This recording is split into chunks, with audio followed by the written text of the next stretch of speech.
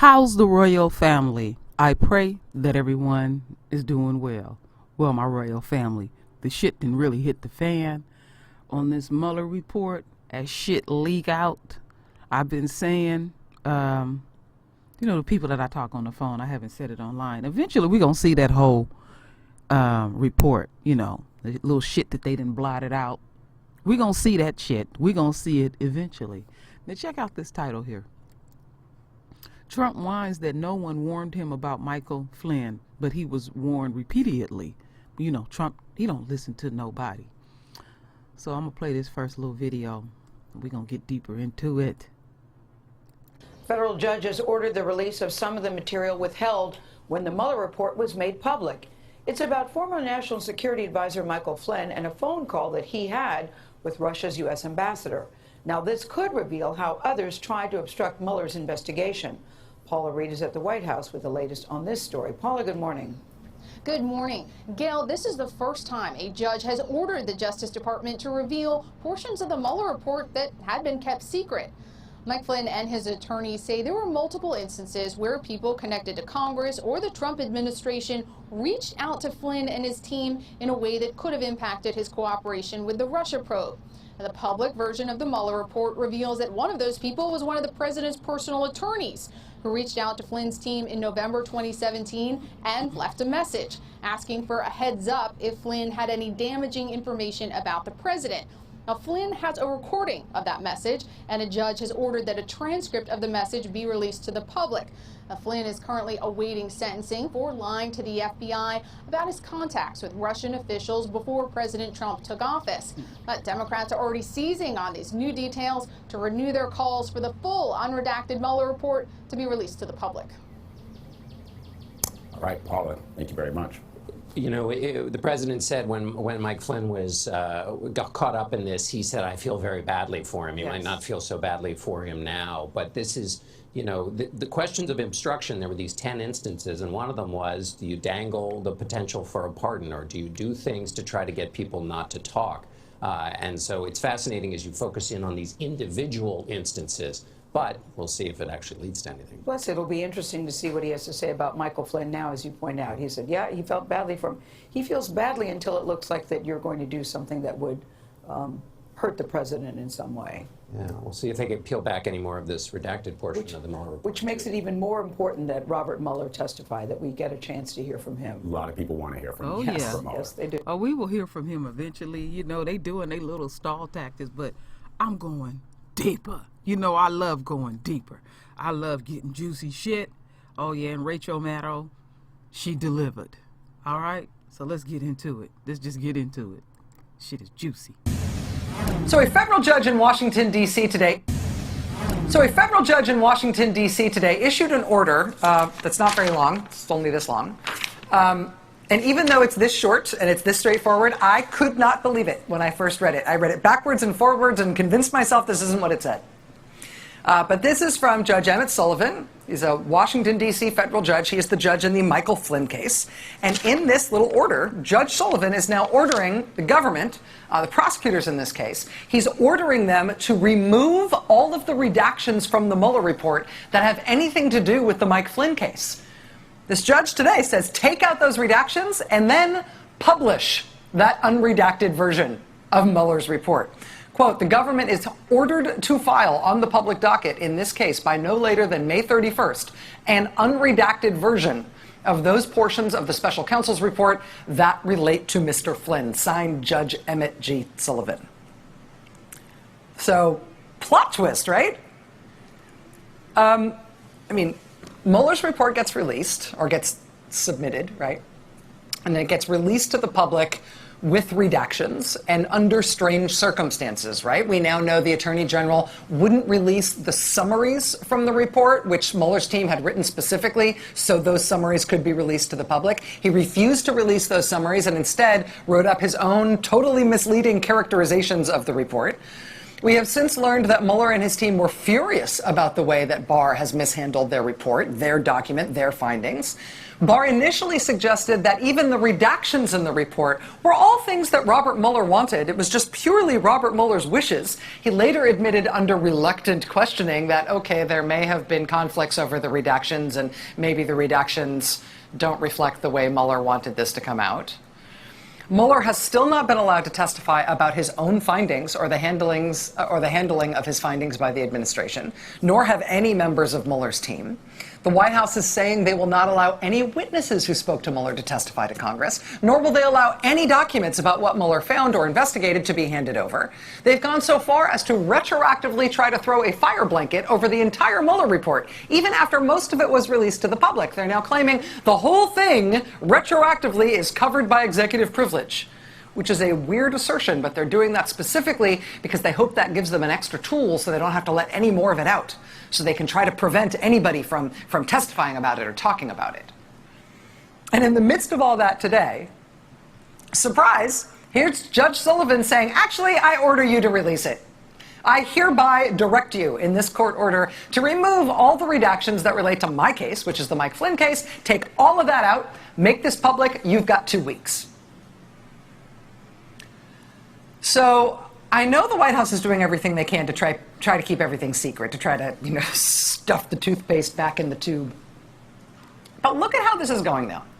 The judge overseeing the Roger Stone case started off this week by herself getting an unredacted version of the Mueller report, at least as it pertains to everything having to do with WikiLeaks and Roger Stone and anything else that might touch that case that she is overseeing.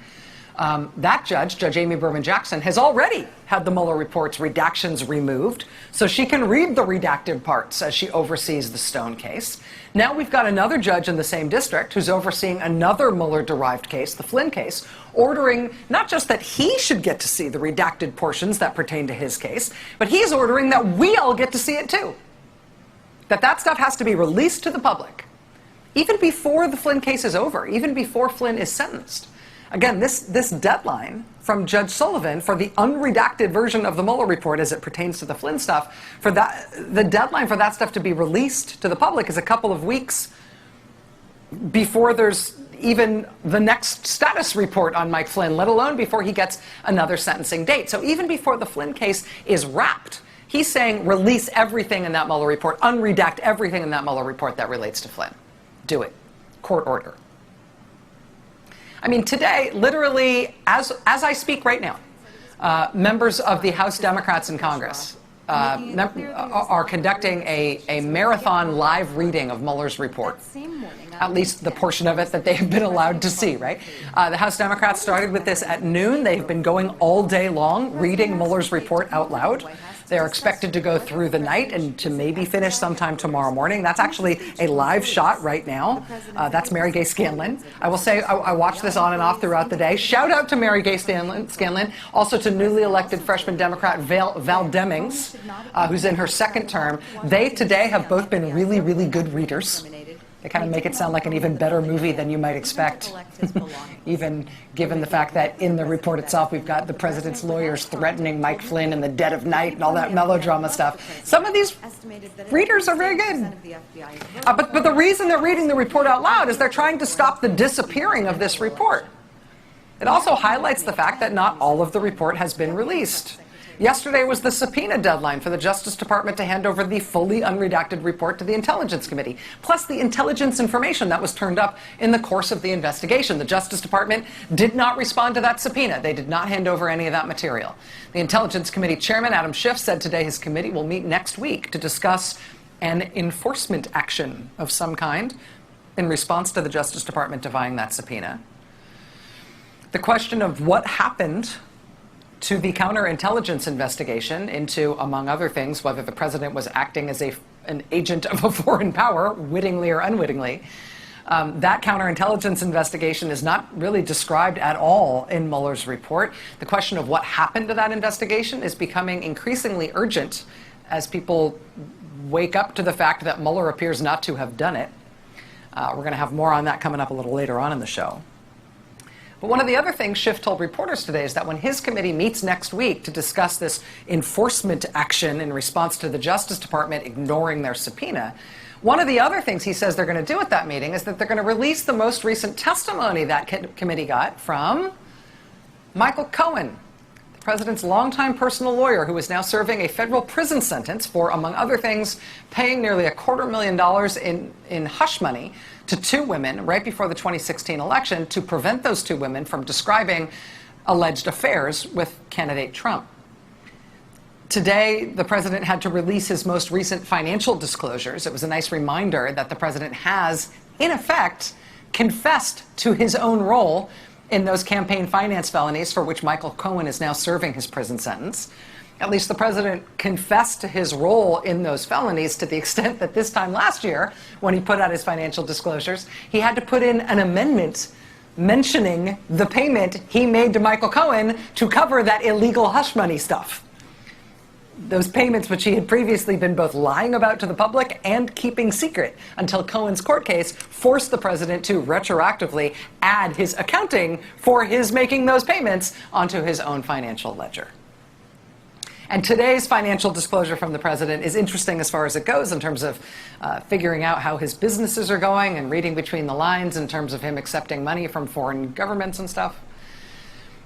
While he is required to release that financial disclosure, though, he has also hired a whole new team of lawyers to keep his real financial history and his taxes secret.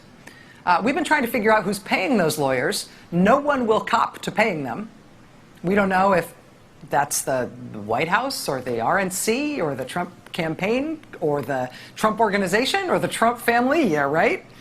Is your elderly uncle who's been buying Make America Great Again merchandise from the Trump campaign website inadvertently funding the lawyers who are fighting to keep the president's taxes secret? I think he might be. Whoever's paying those lawyers' fees, those lawyers are now fighting subpoenas for the president's taxes and financial information in two different court cases involving Deutsche Bank and an accounting firm called Mazars. The idea of both of those court cases is quite clearly to try to stretch those fights out as long as possible, to delay as long as possible the prospect that any investigators, especially ones in Congress, might ever get a look at the president's actual finances and taxes. But you know what? I mean, subpoenas are a real thing. And the judicial process that, among other things, enforces subpoenas is a real thing. Tomorrow, another subpoena deadline will arrive. Tomorrow's the date by which the IRS and the Treasury are supposed to hand over the president's tax returns to the Ways and Means Committee in response to that committee's lawfully issued subpoena. We will see what happens tomorrow when that deadline hits, and we presume the Treasury Department and the IRS will stand in defiance of it. But you know, we are at the point where the bluster and the defiance is starting to kind of hit the wall here. I mean, a federal judge just ordered the public release of whatever has been redacted from the whole Flynn section of Mueller's report. Right? They're all saying, no, the Mueller report, the redactions, you'll never get behind them, executive privilege. You know what? Court just ordered to release it.